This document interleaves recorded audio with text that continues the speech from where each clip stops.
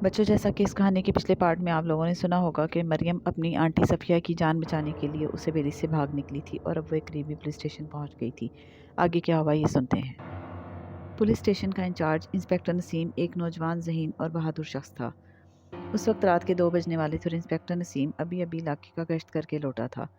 اس وقت اس کا ایک دوست کرامت بھی اس کے پاس موجود تھا۔ دونوں بچپن کے دوست تھے اور اکثر انسپکٹر نسیم مختلف مہموں پر کرامت کو اپنے ساتھ لے لیا کرتا تھا۔ کرامت کا اس دنیا میں کوئی رشتہ دار نہیں تھا، اس لیے وہ اکیلا رہتا تھا۔ یہی وجہ تھی کہ رات کے 2 بجنے والے تھے اور وہ انسپکٹر نسیم کے پاس بیٹھا بے فکری سے گپیں ہانک رہا تھا۔ انسپکٹر نسیم نے اتنی رات گئے ایک نوجوان ہاتھوں ان کو تنہا آتے دیکھا تو چونک پڑا۔ سخت سردی کے باوجود مریم کے ماتھے پر پسینے کے قطرے چمک رہے تھے اور وہ سخت خوفزدہ معلوم ہوتی تھی۔ اس نے مریم کو ایک کرسی پر بیٹھنے کو کہا اور پانی کا گلاس اس کے سامنے رکھ دیا۔ مریم نے ایک ہی سانس میں گلاس خالی کر دیا اور پھر تفصیل سے تمام واقعات اسے بتائے، خاص طور پر راہداری میں لاش اور خون کے دھبوں والی چادر۔ مریم کی بات سن کر انسپکٹر مریم سے مخاطب ہوا اور بولا، ہاں یہ تو میں نے بھی سنا ہے، بلکہ لوگ تو کہتے ہیں نواب مظفر علی نے اپنی حویلی میں ایک خفیہ سرنگ بنا رکھی تھی اور جس وقت اس کے دشمنوں نے اس کی حویلی پر حملہ کر کے قبضہ کیا تو وہ اس سرنگ میں داخل ہو گیا تاکہ وہاں سے فرار ہو سکے۔ اس کے ساتھ اس کا ایک وفادار ملازم بھی تھا۔ اس کے دشمنوں کو جب اس بات کا پتہ چلا تو انہوں نے اس سرنگ میں زہریلی گیس چھوڑ دی، جس سے نواب اور اس کا ملازم مر گئے۔ مرنے کے بعد ان کی روحیں وہیں بھٹکنے لگیں۔ میرا خیال ہے کہ آپ نے جو لاش دیکھی تھی وہ بھی انہی بدروحوں کا کارنامہ ہے۔ کرامت کی بات سن کر انسپکٹر کچھ سوچتے ہوئے بولا، تو اس کا مطلب ہے چند دنوں سے یہ جو لوگوں کی پراسرار گمشدگی کی رپورٹیں درج ہوئی ہیں ان کا تعلق اس حویلی سے ہو سکتا ہے، تو پھر ہمیں فوراً پرانی حویلی چلنا چاہیے تاکہ ان کی آنٹی کی جان بچائی جا سکے، کرامت بولا۔ انسپکٹر نسیم مریم کی حالت اور تمام واقعات و باتوں کو سامنے رکھ کر مریم کی بات پر یقین کر چکا تھا، اس لیے وہ دونوں فوراً جیپ میں مریم کو ساتھ لے کر حویلی کی طرف روانہ ہوئے۔ وہاں پہنچ کر جب حویلی کے اندر داخل ہوئے تو مریم کو شدید حیرت ہوئی، کیونکہ کچھ دیر پہلے اس نے قیمتی سامان سے آراستہ جو کمرے دیکھے تھے وہ بالکل خالی اور ویران پڑے تھے اور صاف نظر آ رہا تھا کہ سالوں سے یہاں کوئی داخل نہیں ہوا۔ خود کرامت اور انسپکٹر نسیم حیران تھے، کیونکہ مریم کے بیان کے مطابق یہاں کا نقشہ کچھ اور ہونا چاہیے تھا۔ ان دونوں نے سوالیہ نظروں سے مریم کی طرف دیکھا، لیکن اس سے بیشتر کہ وہ کچھ کہتی انہیں ایک چیخ کی آواز سنائی دی۔ آواز سنتے ہی مریم بولی، یہ تو آنٹی صفیہ کی آواز ہے۔ انسپکٹر نسیم اور کرامت دونوں آواز کی سمت دوڑ پڑے تھے اور پھر وہ جیسے ہی اس کمرے میں پہنچے جہاں سے چیخ کی آواز بلند ہوئی تھی تو ان کی نگاہ ایک عورت پر پڑی جو زمین پر پڑی تڑپ رہی تھی اور اس کے گلے سے خون کے فوارے پھوٹ رہے تھے۔ یوں لگتا تھا جیسے کسی وحشی درندے نے اپنے نوکیلے دانتوں سے بری طرح اس کا گلا ادھیڑ کر رکھ دیا ہو۔ مریم عورت کو دیکھتے ہی چیختے ہوئے اس سے لپٹ گئی اور دھاڑے مار مار کر رونے لگی۔ کرامت اور انسپکٹر سمجھ گئے کہ یہ اس کی آنٹی صفیہ ہے اور پھر ان کے دیکھتے ہی دیکھتے صفیہ نے دم توڑ دیا۔ کرامت اور انسپکٹر مریم کے پاس دم بہت کھڑے تھے، ان کی سمجھ میں نہیں آ رہا تھا کہ وہ اس موقع پر مریم سے کیا کہیں۔ تبھی اچانک کرامت کی نظر حویلی کی سیڑھیوں پر پڑی جہاں نواب مظفر علی کھڑا انہیں گھور رہا تھا۔ اس وقت اس کا چہرہ بے حد خوفناک ہو چکا تھا اور ہونٹوں کے درمیان دو نوکیلے دانت نمودار ہو چکے تھے جن سے خون کے قطرے ٹپک رہے تھے۔ خون اس کی باچھوں سے بہتا اس کی ٹھوری تک چلا گیا تھا۔ ان لوگوں کو اپنی طرف متوجہ پا کر نواب سیڑھیاں اترا اور ایک کمرے میں داخل ہو گیا۔ انسپکٹر نسیم نے اسے کمرے میں داخل ہوتے ہوئے دیکھا تو پستول نکال کر اس کے پیچھے بھاگا۔ کرامت اور مریم نے بھی اس کی پیروی کی۔ جیسے ہی یہ اس کمرے میں داخل ہوئے جس میں نواب کیا تھا تو انہوں نے دیکھا کمرہ بالکل خالی ہے، نواب وہاں نہیں تھا۔ انسپکٹر اور کرامت نے ایک دوسرے کی طرف مینی ہیز نظروں سے دیکھا۔ دونوں بہت بہادر تھے اور اس صورتحال سے قطعی خوفزدہ نہیں تھے۔ کمرے کے فرش پر مٹی کی تہہ جمی ہوئی تھی جس پر کسی کے قدموں کے نشان موجود تھے جو ایک کونے میں جا کر ختم ہو رہے تھے۔ یہ لوگ سمجھ گئے کہ یہ ضرور نواب کے قدموں کے نشان ہیں۔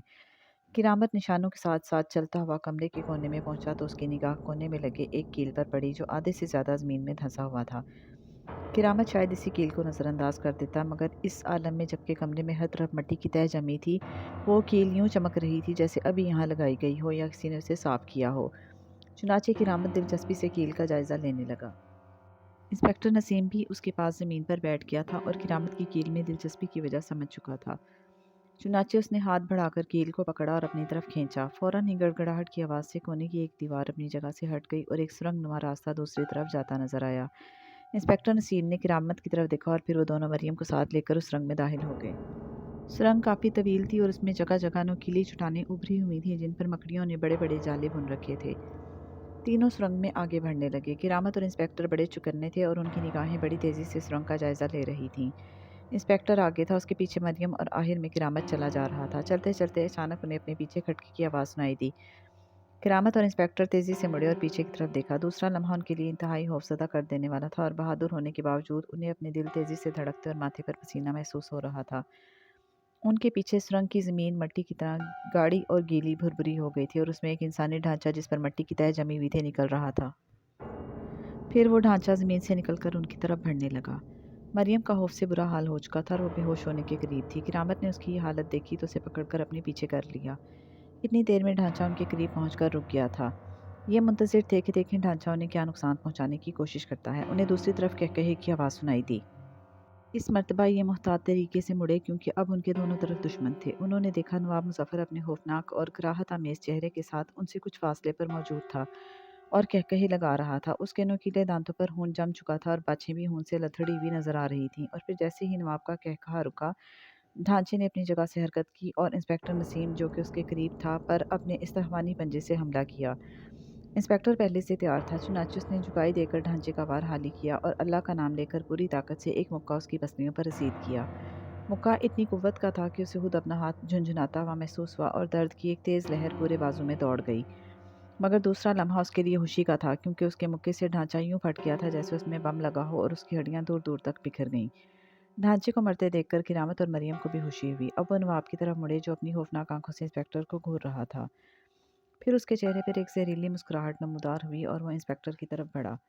اسے اپنی طرف بڑھتے دیکھ کر انسپیکٹر اپنا پستول جو اس نے دوبارہ اپنے ہولسٹر میں اڑس لیا تھا نکالا۔ اسے اپنی طرف بڑھتے دیکھ کر انسپیکٹر نے اپنا پستول نکالا اور اس پر فائر کر دیا۔ اس مرتبہ انسپیکٹر کو مایوسی ہوئی کیونکہ گولی نے نواب کو کوئی نقصان نہیں پہنچایا تھا۔ یہ دیکھ کر انسپیکٹر نے پستول کی باقی گولیاں بھی اس پر داغ دیں مگر ناکامی ہوئی اور نواب پہلے کی طرح مسکراتا رہا۔ یہ دیکھ کر انسپیکٹر جھنجھلا اٹھا اور پستول اس پر کھینچ ماری۔ نواب نے پستول کیچ کیا اور اسے یوں ہاتھوں سے مسل دیا جیسے وہ موم کا بنا ہوا ہو۔